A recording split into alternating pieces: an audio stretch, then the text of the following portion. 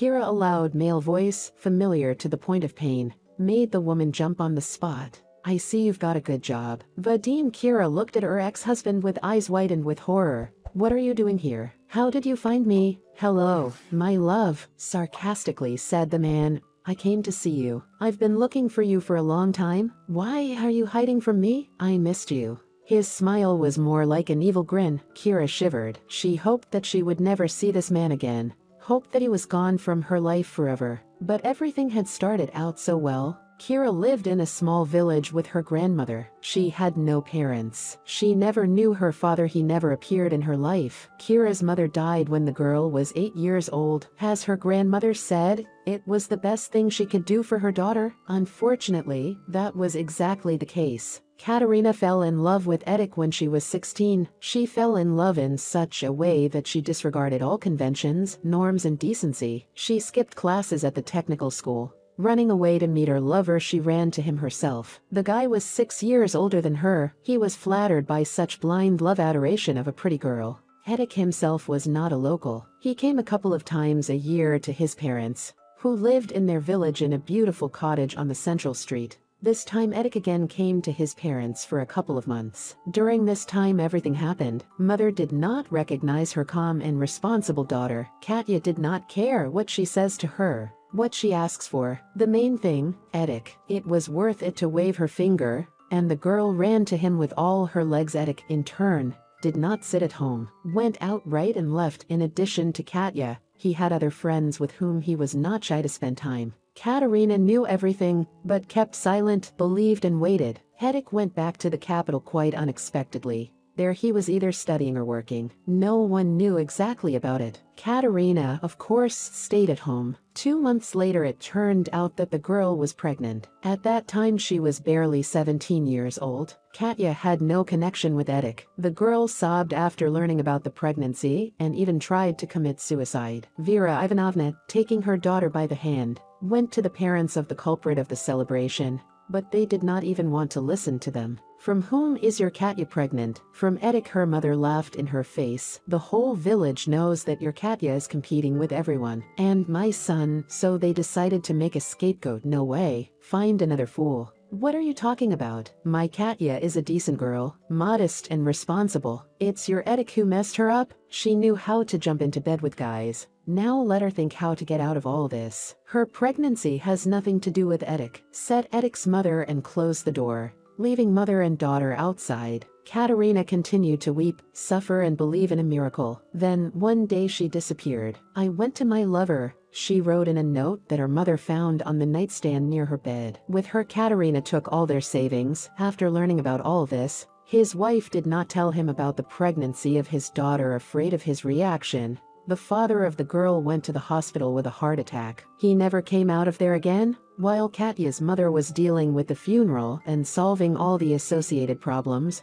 her daughter was somewhere in the capital looking for her lover. The girl's mother took a statement to the police, but no one has ever dealt with her daughter's squeaks. She'll get on, she'll come back. The young lieutenant shrugged his shoulders. Katerina appeared at home in 4 months, tired, exhausted, dirty and ragged with a clearly visible belly. The girl did not tell anyone about where she was and what she was doing. Katya became secretive and irritable. She practically never went out before she gave birth, and she almost never spoke to her mother. She quarreled about anything, ran away to her room and slammed the door. Katya gave birth to a daughter, a pretty and healthy, surprisingly, baby girl. The young mother refused to feed Kira. She wanted to leave the baby in the hospital. The mother persuaded her to take her daughter home. Vera Ivanovna took care of the baby. A month later, Katya disappeared again in an unknown direction. She returned almost a year later. Her mother, who had been bringing up her granddaughter all this time, having quit her job, did not recognize her daughter at first. From a young, exuberant girl, she turned into an exhausted, with dark circles under her eyes and trembling hands, an aged woman. I've come for my daughter, Katerina said from the doorstep. But where are you taking her? Where will you live with her? Vera Ivanovna saw that her daughter was not all right. Shall we go to the hospital? You don't look well? It's none of your business what I look like. Suddenly started shouting at her daughter. You don't want to give Kira back pay. Vera Ivanovna gave her daughter everything she had. She left again for a few months. This went on for 7 years. As it turned out, Katya became a drug addict. She earned her money by selling herself. She did not forget to collect tribute from her mother. Vera Ivanovna could not influence her daughter. She tried to persuade her to get treatment, cried, swore, but Katerina only laughed in her mother's face, threatening to take Kira away. Vera Ivanovna searched again and again for money to pay off her daughter. She sold her husband's car, even gave Katerina her own, and her father's wedding rings. Vera Ivanovna even had to take out a loan to give her daughter the required amount. Her daughter's appetites were growing. Sometimes Katerina disappeared for several months.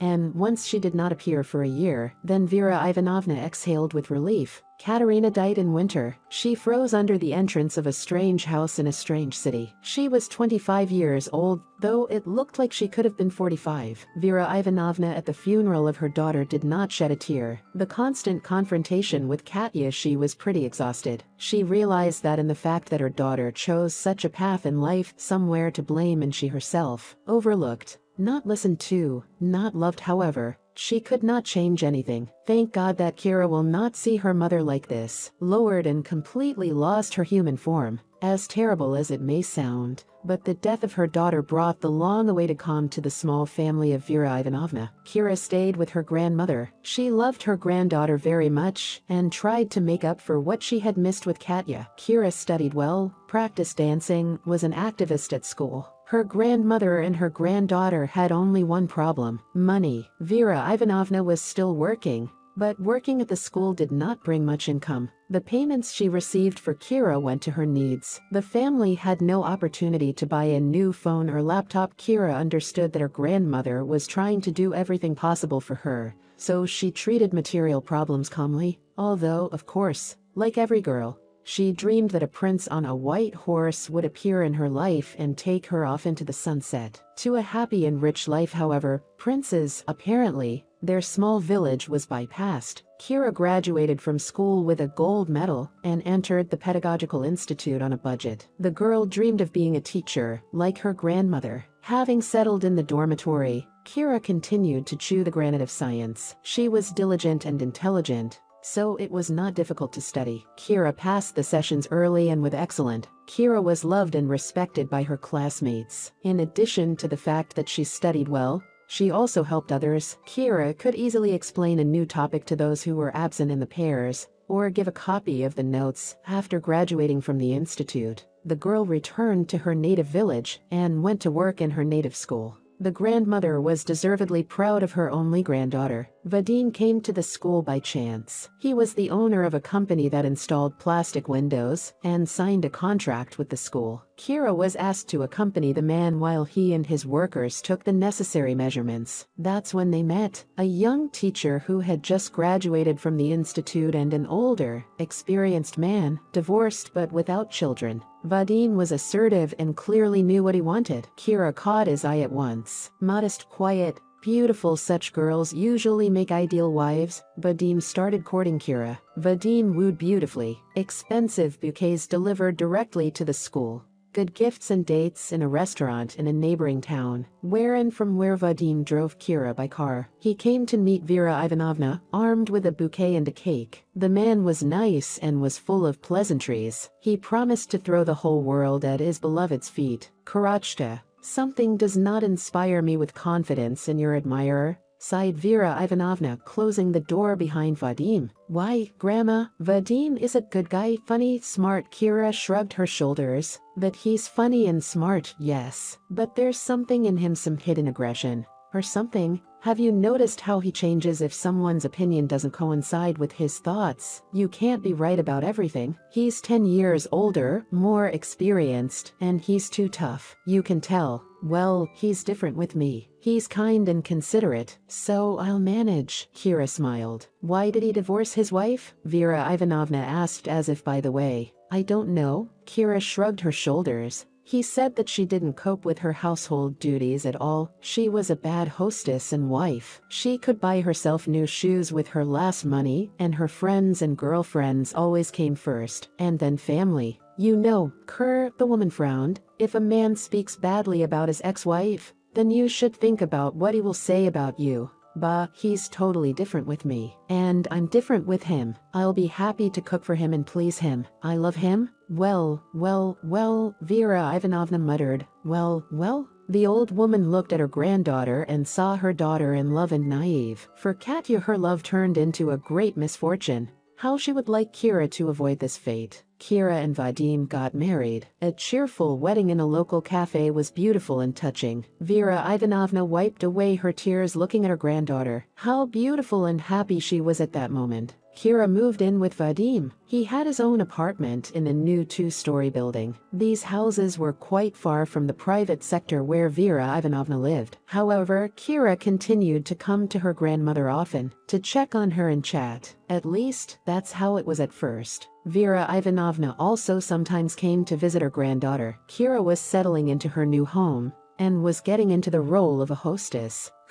Let me help you, Vera Ivanovna once suggested, watching her granddaughter ironing the laundry. I'll do the ironing, and you do something else? Oh, Grandma, I'll do it myself. Kira suddenly blushed. What happened? I ironed your underwear last time. Or is something wrong? The woman was surprised. Vadim didn't like the way it was ironed. Kira lowered her eyes and said, he likes everything to be perfect. Not a single crease. He likes it folded like this. The girl rolled up her husband's t-shirt. But you do it a little differently? Vera Ivanovna only shook her head. Here began what she had warned her granddaughter about. Vadim tried to reshape Kira for himself. It turns out, not so cooked borscht, not so washed the floor, not so hung on the shoulders of his things, not so put food in the refrigerator. Kira came to visit her grandmother less and less often. When asked why this was happening, the girl answered with general phrases and averted her eyes. And only after some time Kira told that Vadim did not like that she so often visits her grandmother. For some reason he thinks that I go to you to complain about him. Kira shrugged her shoulders. But I'm not complaining. I'm just consulting. And I miss you. So explain it to him, my dear, sighed Vera Ivanovna. I tried, bah. Kira waved her hands. Vadim says that I'm an adult. It's time to live on my own. He doesn't allow me to communicate with my friends, to visit and invite someone to our house. He thinks that a married woman does not need it all. You need to think about your husband and family. And it's hard for me to cut all my loved ones out of my life. I think it's wrong. Yes, sighed Vera Ivanovna. Good husband, he does not offend you at least. No. Kira shrugged her shoulders. He swears, though, sometimes. But then he always apologizes. I, of course, realize that it's none of my business. But I like your Vadim less and less, sighed the old woman. For the first time Vadim hit Kira when she was late, in his opinion, home after the New Year's corporate party. The man did not want his wife to go to the party at all. But Kira insisted. After all, the whole of their team was going there, men in which there were only 2. A retired laborer and the husband of a biologist, a physics teacher. Okay, so be it, frowned Vadim, having listened to all the arguments of his wife. But to be home by 12. I'm not going to wait for you until morning. Kira nodded in agreement. She didn't take her husband's words about 12 o'clock seriously. It was a pity. Did you see the time Vadim sat in the kitchen in front of a full bottle of vodka? His eyes were not just angry, they were furious. Vadim, I'm sorry I'm late. Kira giggled. The drunken champagne was making itself felt. It's only 1 o'clock in the morning. I just didn't look at my watch. I said to be home at 12. Vadim suddenly hit Kira in the face with all his might. The girl flew back against the wall. Blood flowed from her broken nose. In the morning Kira woke up with a terrible headache and a broken face. The girl looked at herself in the mirror and burst into tears. How are you here, my girl? Vadim looked into the room. Kira, seeing him, pressed herself into the wall. Forgive me, fool. The man fell to his knees. In his hands he held a huge bouquet of white roses, Kira's favorite flowers. You know how much I love you. I was waiting for you yesterday, so I screwed myself up. It's your own fault. You promised to be here at 12 o'clock. Well, I couldn't help myself. I'm sorry. My love, Vadim cried and begged him to forgive, persistently leading Kira to think that she herself provoked yesterday's incident. He swore his love to her and promised that such a thing would never happen again. Kira forgave her husband, believed and forgave she loved Vadim. The next time Vadim beat her up was 3 months later when Kira oversalted her soup. He came back after work angry. There were some problems with his customers. Kira poured him some soup. Vadim scooped up the broth with a spoon. The next moment the plate flew straight into Kira's face. She barely managed to dodge. In the morning Kira again hid her bruises under a thick layer of foundation cream, and Vadim tearfully apologized, assuring his wife of his love to the grave. The next incident happened 2 months later, then another and another. Kira went to her grandmother even less often. She was afraid that she would accidentally see bruises on her hands or body. Vadim no longer hit Kira on the face. Their neighbor, a retired police colonel, once asked what happened to his young and beautiful wife, and why there were bruises on her face. After this conversation, Vadim beat Kira in such a way that it was not noticeable from the outside. It happened almost every month. The reason could be anything. Sloppy, in Vadim's opinion, made bed, undercooked potatoes, too short skirt worn by Kira to work. Kira was still trying to improve and become that ideal wife of which Vadim dreamed. After all, she herself is to blame for the fact that her husband loses his temper and spreads his hands. If only she would. Here followed a list of all the things Kira should have done better. I want Vadim. A strange young woman stood at the door of the apartment. He'll be here later, in about 2 hours, Kira said quietly,